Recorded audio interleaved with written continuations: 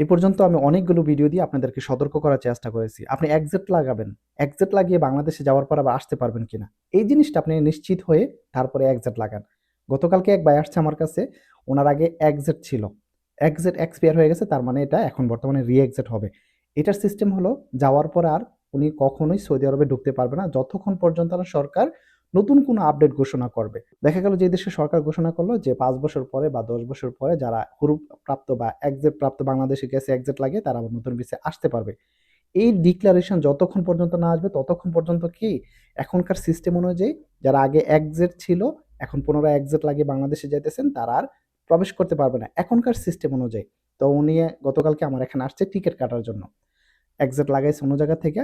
উনাকে বলা হয়েছে যে উনি ২ বছর পরে আবার সৌদি আরবে ঢুকতে পারবে।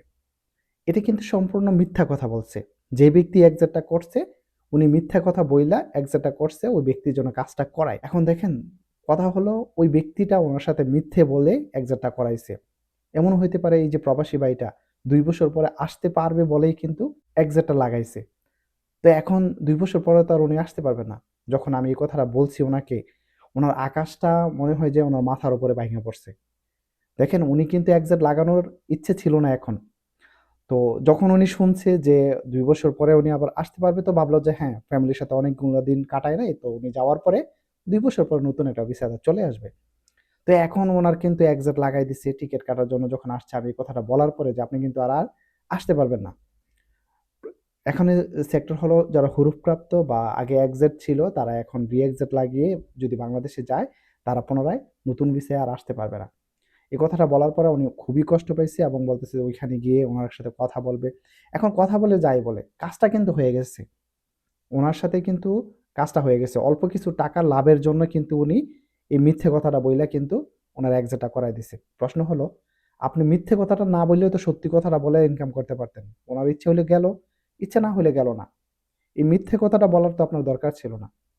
আর এই জিনিসটা আপনারা একটু সতর্ক হবেন এবং ভিডিওটা সবাইকে শেয়ার করে দেখার সুযোগ করে দেবেন। দেখেন এমন সহজ সরল মানুষ কিন্তু অনেকেই আছে। আমাদের অনেক প্রবাসী ভাইয়েরা আছে জানে কিরকম সহজ সরল। মানুষের কথা শুনে কিন্তু না বুঝে কিন্তু একটি ভুল কাজ করে ফেলে।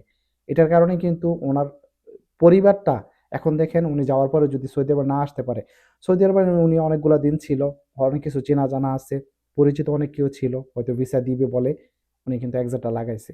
এখন কিন্তু যাওয়ার পর আসতে পারবে না। এখন সিচুয়েশনটা কি হবে? উনি নতুন আরেকটা দেশে যাইতে হবে হয়তো। যাইতে তো হইবে, ফ্যামিলি চালাইতে হইলে অবশ্যই উনাকে যাইতে হবে।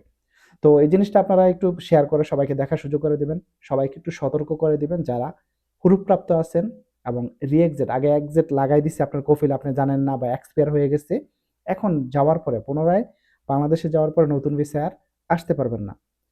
সবাই ভিডিওটাকে বেশি, বেশি শেয়ার করে সবাইকে দেখার সুযোগ করে দিবেন। এই জিনিসটা যেন সবার মধ্যে জানা থাকে এবং সতর্ক থাকে। ধন্যবাদ সবাইকে। আসসালামু আলাইকুম।